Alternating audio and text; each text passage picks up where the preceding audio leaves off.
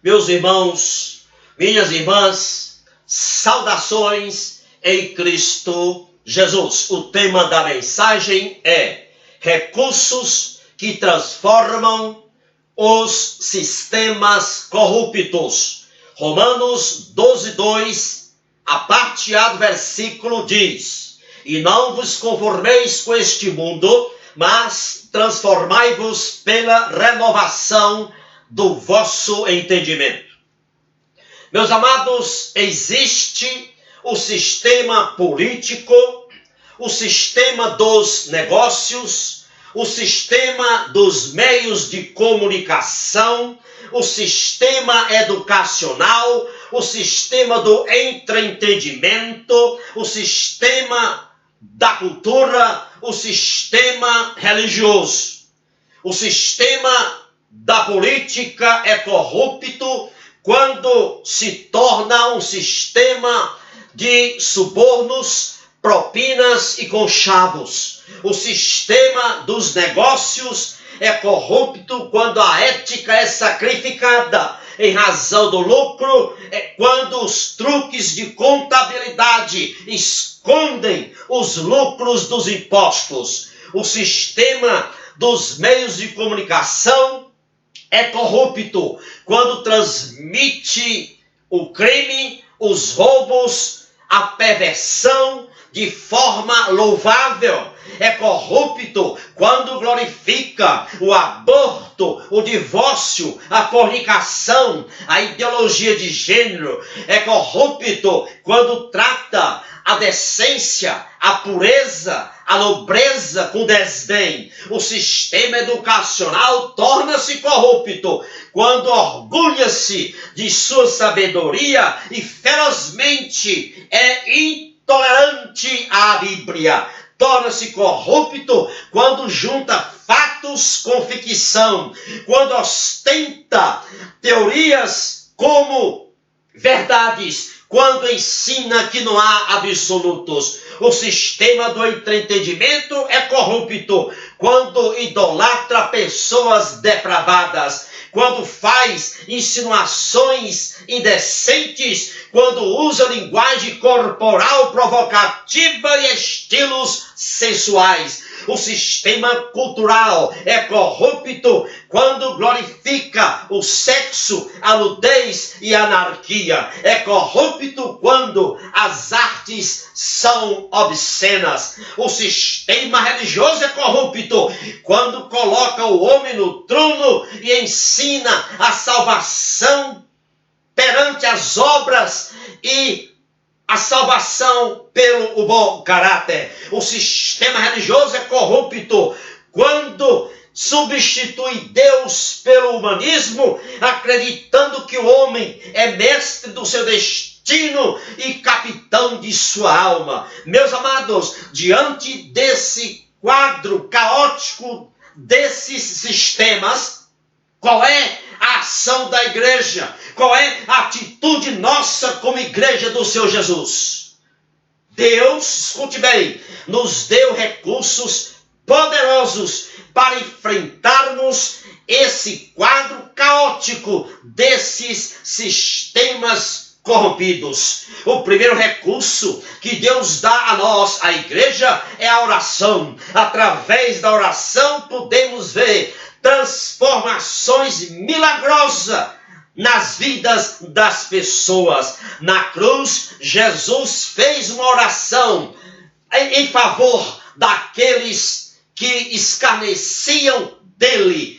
Lucas registra que logo após a cruz ser erigida, Jesus orou de modo intercessório a Deus, dizendo: Pai, perdoa-lhes, porque não sabem o que fazem. Quando e como esta oração foi respondida? A primeira resposta a esta oração de Jesus foi a conversão de um dos ladrões que estava à sua direita numa cruz.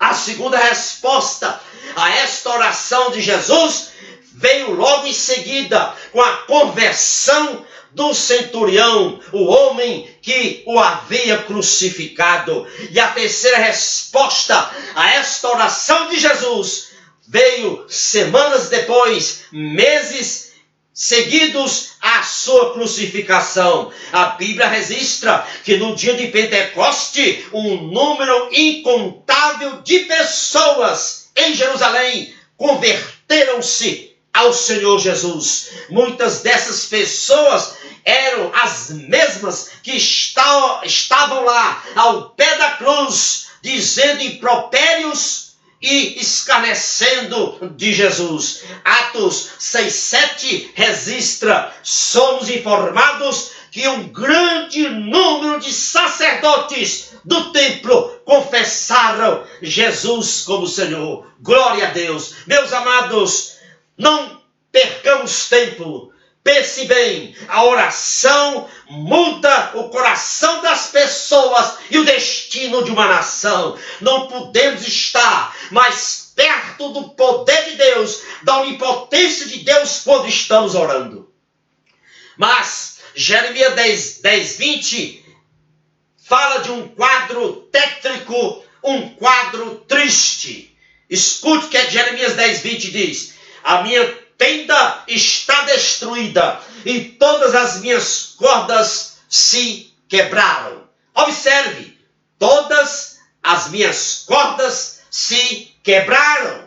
Isso significa que o link, o vínculo, a comunhão com Deus através da oração havia se esvaído. Meus amados irmãos, na época de Jeremias, as pessoas não mais oravam. O versículo ainda continua dizendo: ninguém há mais que levante a minha tenda e arme as minhas cortinas. O que significa isto? Meus amados, isto indica que a negligência, a apatia tomou conta dos corações das pessoas na época de Jeremias. Havia rompido a comunhão com Deus através da oração. Ninguém do povo buscava mais a face do Senhor em oração.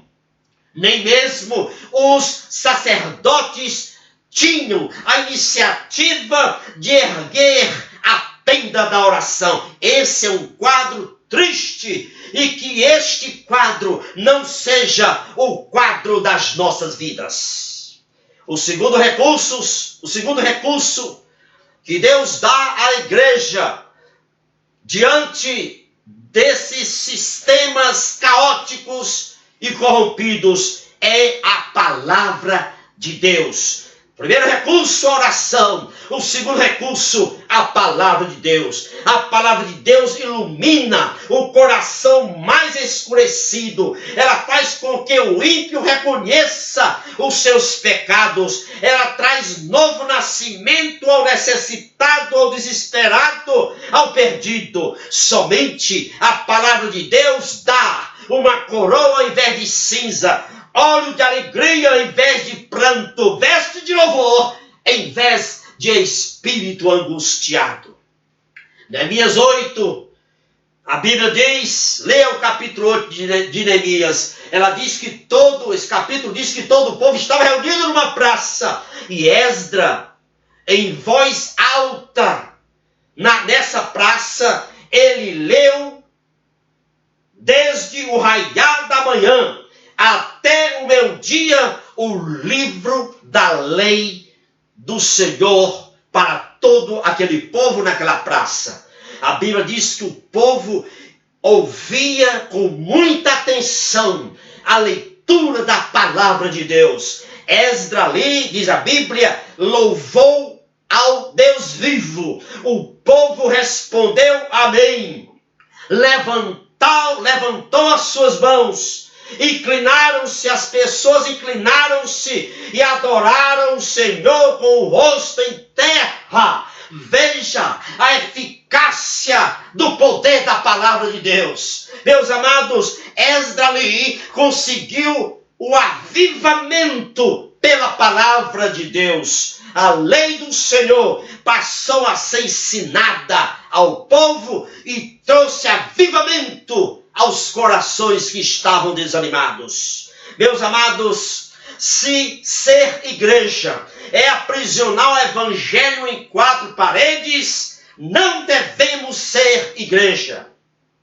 Ser igreja é interceder pelo povo, é interceder pela nação, pela sociedade e levar a palavra de Deus ao povo, à sociedade, à nação. Intercessores, sim. Proclamadores da palavra, sim. Mumificadores, jamais. Precisamos ser profetas e sacerdotes dentro dos padrões de Deus. Precisamos estar encharcados com a oração e com a palavra de Deus. Precisamos amar a oração e a palavra de Deus. Somente assim podemos aproximar as pessoas de Deus. Somente assim podemos aproximar a nação de Deus e levá-la à conversão, levá-la ao arrependimento. Israel, na época de Abacuque, estava numa situação, numa condição de apostasia. A nação, na época de Abacuque, estava afastada de Deus, entregue a falsos deuses, como está hoje a nação brasileira. Mas escute, o que é que Abacuque 2:1 diz? Por-me-ei na minha torre de vigia, colocar-me-ei sobre a fortaleza. Essa deve ser a nossa atitude como igreja. Escute, por-me-ei na minha torre de vigia, ou seja, vigilância. O versículo ainda diz, sobre a fortaleza, colocar-me-ei sobre a fortaleza. Isso significa alicerçado na fortaleza. Que fortaleza é essa? A oração e a palavra de Deus. Vigilância, oração, firmeza na palavra deve ser a nossa atitude diante desses sistemas corrompidos. Meus amados irmãos e irmãs, a igreja, escute bem, a igreja tem valores eternos, não apenas por sua origem, mas pela durabilidade desses valores. A igreja tem valores corretos, que são pertinentes para todas as culturas, para todas as épocas. Por isso que a cosmovisão do Evangelho é a única verdadeira, é a única válida. A igreja